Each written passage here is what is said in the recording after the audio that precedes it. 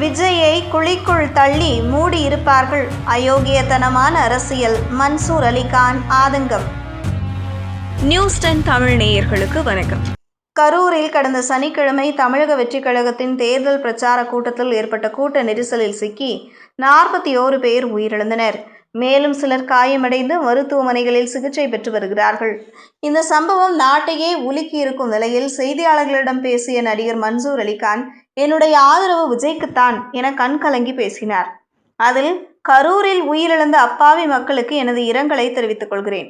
விஜயை பார்க்கும் ஆசையுடன் வந்தவர்களை பாழாய்ப்போன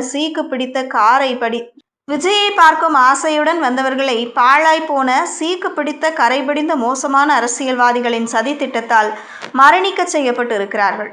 அந்த 40 இதயங்களுக்கு என் இரங்கலை தெரிவித்துக் கொள்கிறேன். கரூர் துயர சம்பவத்தை கேட்டதிலிருந்து எனக்கு 2 நாட்களாக தூக்கமே இல்லை. கரூர் எனது சொந்த ஊர்.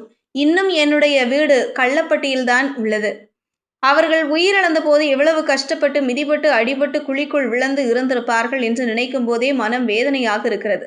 நம்ம நாட்டில் இப்படியும் நடக்கிறதா என நினைக்கும் போது அவமானமாக இருக்கிறது.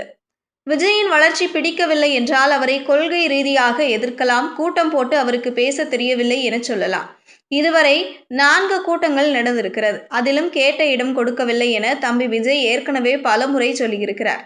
அப்படி இருக்கும்போது தற்போது நடந்து இருக்கும் இந்த சம்பவம் அயோக்கியத்தனமான அரசியல்தானே.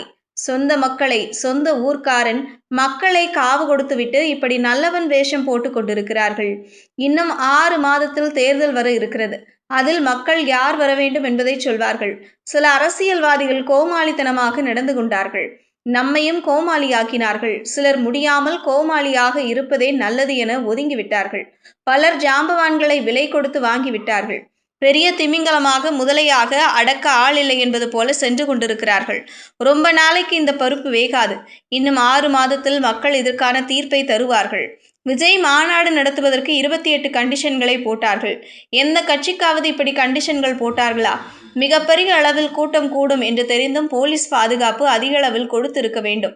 போலீஸ் பாதுகாப்பு ஏன் கொடுக்கவில்லை? அது மட்டுமல்லாமல் முட்டுசந்தில் பிரச்சாரம் நடத்துவதற்கு ஏன் அனுமதி கொடுத்தீர்கள்? கொஞ்சம் விட்டு இருந்திருந்தால் விஜய் தம்பியை குழிக்குள் போட்டு மூடி ஜனகணமன பாடி இருப்பார்கள். இது அரசியலா? கேவலமாக இல்லை. அயோக்கியத்தனமான அரசியலை செய்து கொண்டிருக்கிறார்கள். என்னுடைய முழு ஆதரவு விஜய்க்கு தான் என்று நடிகர் மன்சூர் அலிகான் அந்த பேட்டியில் பேசியுள்ளார்.